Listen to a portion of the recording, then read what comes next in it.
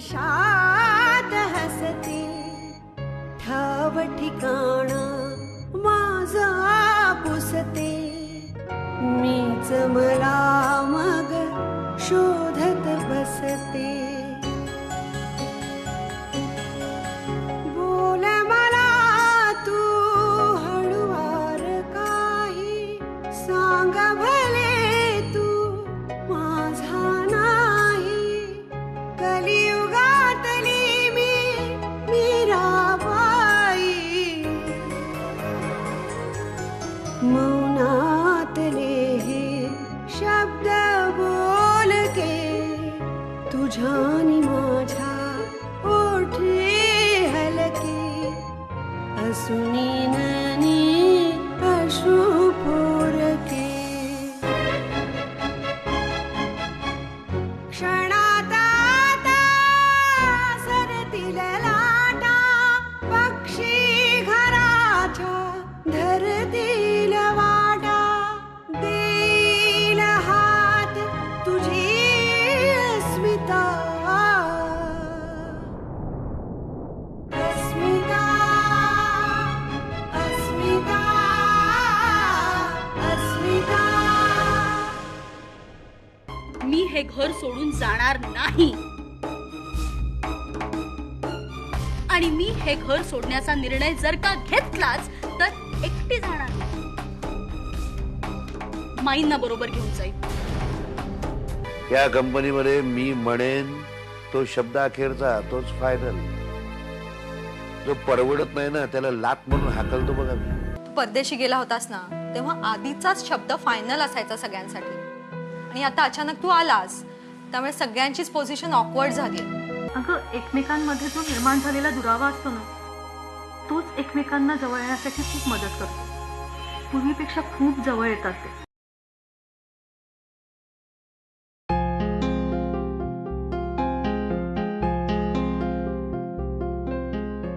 काय डॉक्टर पटवर्धनांकडे जायला निघालायत ना? एवढे जामानिमा कशाला? तिथून कंपनीत जाणार आहे मी. डॉक्टरांनी तुम्हाला रेस्ट करायला सांगितले ना? पट्याला काय जाते सांगायला रेस्ट घ्या म्हणून? काम करत राहायचं, कष्ट करत राहायचं. घरी बसलं ना की आळस येतो, कंटाळा येतो. अरे वा, तुम्हाला डॉक्टर कितलं कधीपासून कळायला लागलं? तसं काय म्हणा, तुम्हाला सगळ्यातलं सगळं कळतं. याकरताच मी कंपनीत जायचं ठरवलंय. घरी राहिलं ना की क्षुल्लक कारणावरनं भांडणं होतात, वाद होतात. ठीक आहे, निघालीस? हो, भांडण टाळण्यासाठी. तुम्ही काय मला माझ्या प्रश्नाचं उत्तर देणार नाही? प्रश्न विचारू नकोस ना मग, नुसत्या गप्पा मार.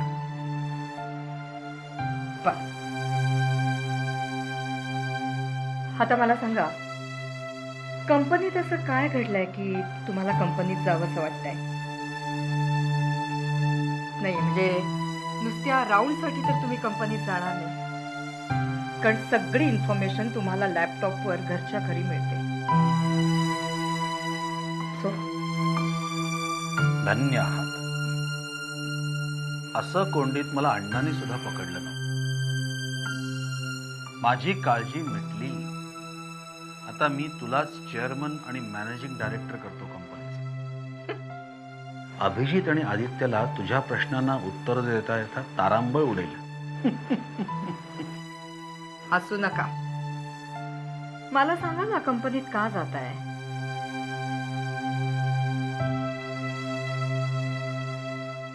कामगारांनी काम बंद केलंय. कारण तुला माहिती बंद केलंय? जयवंतला परत कामावर घ्या अशी त्यांची मागणी. ठीक आहे, मग आदित्य आहे ना तिथे. जी काय परिस्थिती असेल ती मी सांभाळीनच, अगदी तोंड वर करून सांगत होता तो. कंपनी बंद पडली म्हणजे काय होतं याचे चटके त्यालाही बसू देत नाही. बोलणं खूप सोपं आहे, प्रत्यक्ष तोंड देणं खूप कठीण असतं. शब्द खूप जपून वापरावे लागतात. डोक्यावर बर्फ ठेवल्यासारखं शांत राहावं लागतं. एखाद दुसरा उणा शब्द गेला तर कामगार कंपनी जाळू सुद्धा शकतात. ठीक आहे, अण्णाला पाठवा त्याच्या मदतीला.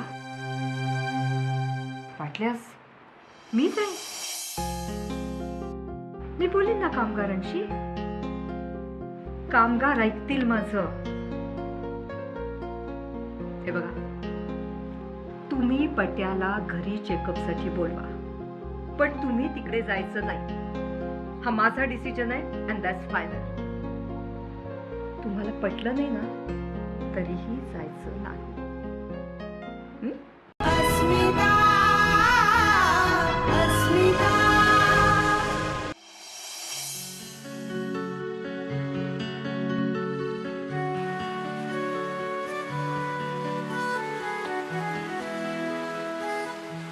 Good morning madam. Good morning. घे चहा घे.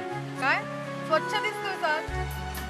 हा मग, अरे आज स्वतःला असं घासून फुसून अगदी विसळून तयार झालोय मी. इंटरव्ह्यूला चाललोय ना. कुठे? कंपनी नवीन आहे पण मल्टीनॅशनल आहे. हा. अरे मग टाय लावून जा. नाही म्हणजे कंपनी मल्टीनॅशनल आहे ना म्हणून म्हणते. ए बाई, शॉप फ्लोअरचा साधा कामगार आहे मी. आमच्यात टाय वगैरे लावत नाही. काय असं जर नीटनेटकं असलं ना की झालं. आणि तुला सांगतो, कंपनी मल्टीनॅशनल असली ना तरी पण त्यांना युनिट भारतात सुरू करायचंय, कळलं? हा. आणि मग इंटरव्ह्यू घेणारा फॉरेनर असला म्हणजे? अगं तू कशाला टेन्शन देतेस मला. मला ना नोकरी मिळणारच आहे. आणि जहागीरदारांकडे करत असलेली नोकरी हा माझा प्लस पॉइंट ठरणार आहे. पण आता तो मायनस ठरू शकतो. अरे कामावरून काढलंय तुला. पण त्यांना कारण कळलं ना तर तोच प्लस ठरू शकतो, कळलं का? अगं अमिषा जहागीरदारचा नवरा हे माझं क्वालिफिकेशन आहे. महाशय, अजून लग्न व्हायचंय आपलं. अरे मग लग्न होणारच आहे आपलं. अगं मल्टीनॅशनल कंपनी आहे म्हणजे पगार उत्तम. अरे लगेच मग आता इंटरव्ह्यू व्हायच्या आधीच तू स्वप्न बघायला लागलास? मी नुसतीच स्वप्न बघत नाहीये, तर ती मी पूर्ण सुद्धा करतो. या वर्षाच्या अखेरीस आपण फ्लॅटमध्ये राहायला जातोय की नाही बघ.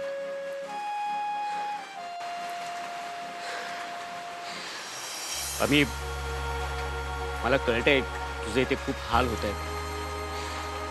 मला ना तुला खूप खूप सुखात ठेवायचंय आम्ही. अरे मी खरंच खूप सुखात आहे. तुला माहितीये, खूप कमी लोकांना असं सुख मिळतं. आपण असे एकत्र राहतो हेच केवढं सुख आहे माझ्यासाठी. मलाही आवडतं ऐस पैस बंगला, पोर्च मध्ये गाड्या, नोकर चाकर. इतकी वर्ष हेच तर सुख भोगत आले मी. आता याची चव बघूया.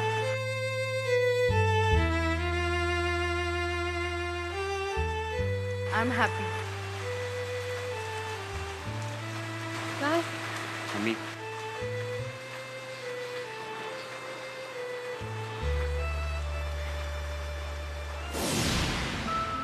मी संग्रामकडे नोकरी करणार आहे हे तिला मी खरंच सांगू शकत नाही.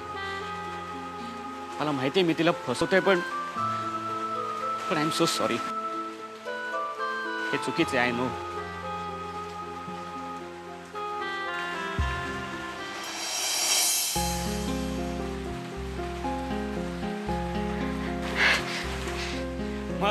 भाईसाहेब, नाही या डे ड्रीमिंग मधून आपण बाहेर पडूया ना. पण मला सांग, आजचा प्रोग्राम काय आहे तुझा? का? कदाचित मी आराम करेन, कुठेच जाणार नाही. That's good. अरे हे तर फारच छान झालं. चला, म्हणजे तुला आता मी चहा उत्तम कसा करायचा हे शिकवतो. म्हणजे काय, पुढच्या सोमवारपासून कदाचित मी तुझ्या जागी असेन आणि तू माझ्यासाठी ह्याच्यापेक्षाही उत्तम चहा घेऊन येशील. सॉरी, सकाळचा चहा मी तुझ्याच हातचा घेणार. इकडचं जग तिकडे जरी झालं ना तरी चहा तूच बनवायचा. ही तुझी ड्युटी आहे, समजलं? म्हणजे अरे सकाळी चहा जर तुझ्या हातचा घेतला नाही ना तर अख्खा दिवस वाईट जातो माझा. आणि हे बघ, आपण मोठ्या बंगल्यात जरी राहायला गेलो ना तरी चहा तुलाच बनवावा लागणार. चल चल आता तयार हो. अरे जायचंय ना तुला. Best of luck.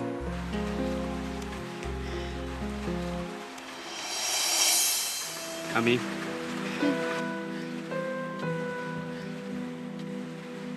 I love you. Bye.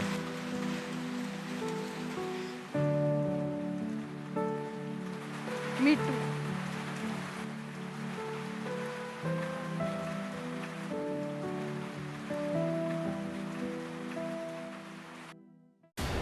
Comrade, मला वाटलं होतं तुम्ही येणार नाही.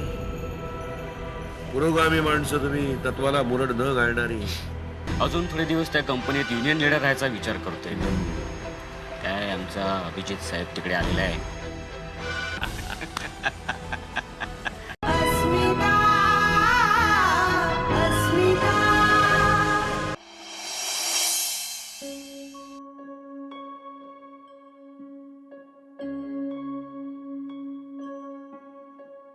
आता कुठला मुहूर्त पाहताय? हेड ऑफिसमधनं मला रोज फोन येत आहेत.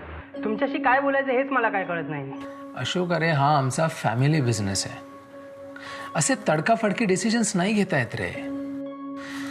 या निर्घाटीनं अगदी नाजूक हाताने कोणालाही न दुखवता सोडवाव्या लागतात. या दृष्टीने मी पहिलं पाऊल उचललंच आहे म्हणा. माझ्या बाबांचे जिवलग मित्र अण्णा, त्यांना मी पटवलंय. अरे पण त्यांनी बाबांना कन्व्हिन्स केलं होतं ना, मग आता काय प्रॉब्लेम आहे?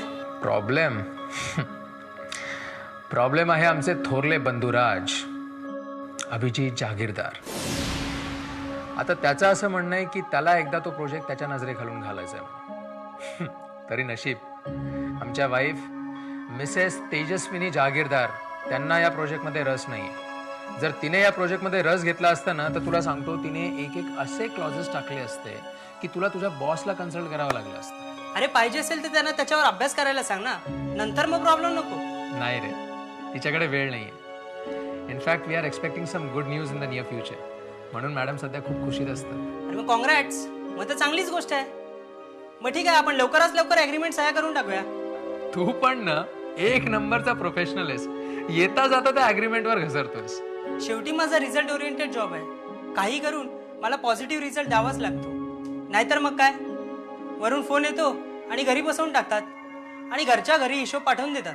I know that, I do know that. In fact तुला माहिती आहे अशोक, माझ्या मते ना this is the best approach to management. Seriously. त्या मानाने ना माझ्या मते आम्ही जागीरदार ना थोडे लिबरल अप्रोचचे आहोत. इन द सेन्स आम्ही कोणालाही काढायच्या आधी ना 10दा विचार करतो. म्हणजे जर त्या माणसाला आपण नोकरीवरून काढलं तर त्या बिचाऱ्याचं काय होईल, त्याचं कुटुंब उघड्यावर येईल, 1000 विचार. जोपर्यंत तुम्ही दोघं ॲग्रीमेंटच्या कॉपीवर सही करत नाही तोपर्यंत मी काही कडनं जाणार नाही. चल अभिजित सरांना फोन लाव.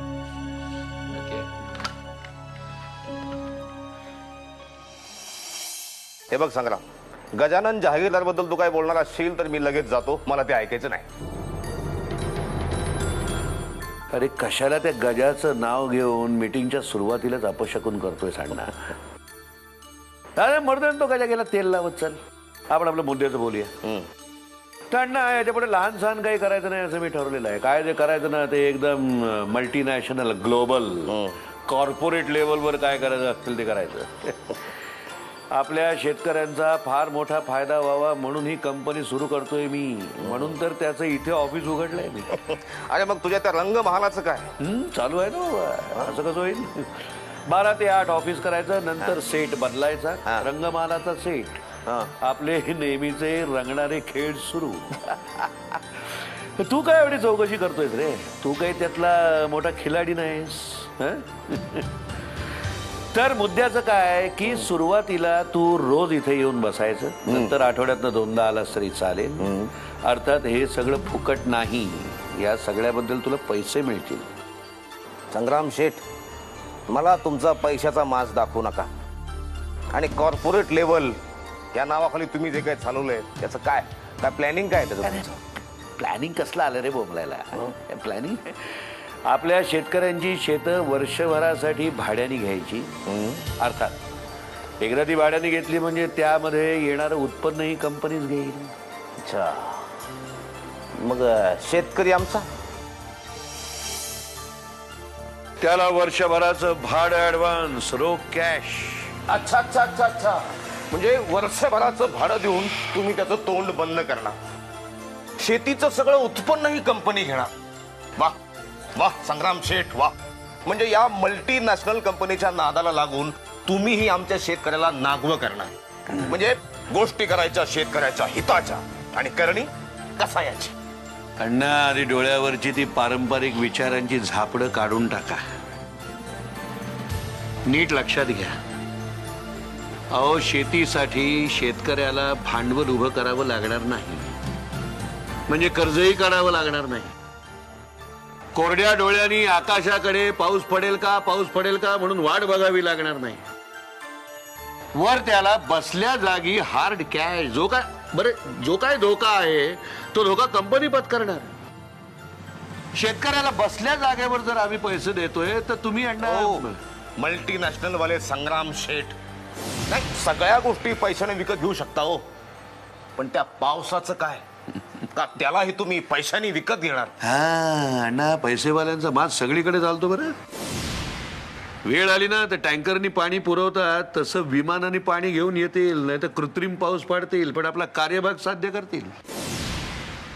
नीट विचार करा, अजूनही नीट पाऊस पडत नाहीये, सगळीकडे दुष्काळग्रस्त परिस्थिती आहे, कर्जबाजारी शेतकरी अजूनही आत्महत्या करतायत. आता या सगळ्या परिस्थितीमध्ये जर मी त्यांना वर्षभरासाठी मिनिमम गॅरंटी देतोय तर नाही, अर्थात हा व्यवहार आहे म्हटल्यानंतर अण्णा यामध्ये माझ्याही कंपनीचा फायदा आहे.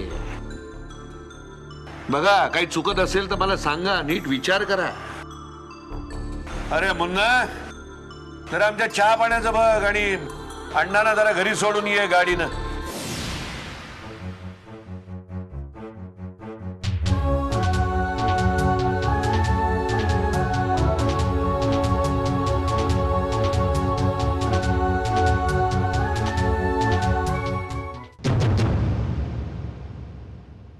तू काय बाबांना भेटायला जाणार आहेस ना? मग आज डब्यात मेनू काय बाबांच्या शिव्या? आदित्य भाऊजींबरोबर तुम्ही पण सही करणार होतात ना? एकदा सांगितलं ना मी, मला माहित नाही म्हणून. पण चिडताय कशाला? मी सहज विचारलं. मला माहितीये जागीरदारांचा कारभार त्यांच्या पोरांच्या हातात गेल्यानंतर तुम्हाला फार कमी बोलावलं जातं, त्यामुळे आवक कमी झाली आहे. अभिदादा माझा मोठा भाऊ आहे, तुझ्यापेक्षा खूप चांगल्या पद्धतीने मी त्याला ओळखतो, आणि मी त्याच्याशी कसं वागायचं हे तू मला शिकवायची अजिबात गरज नाहीये. जळता जळता एक ज्योती अंधाराला सांगत होती, होती सच्ची माझी प्रीती. क्षणात आता सरतील लाटा, पक्षी घराच्या ठरतील वाटा. देईल हात तुझी अस्मिता,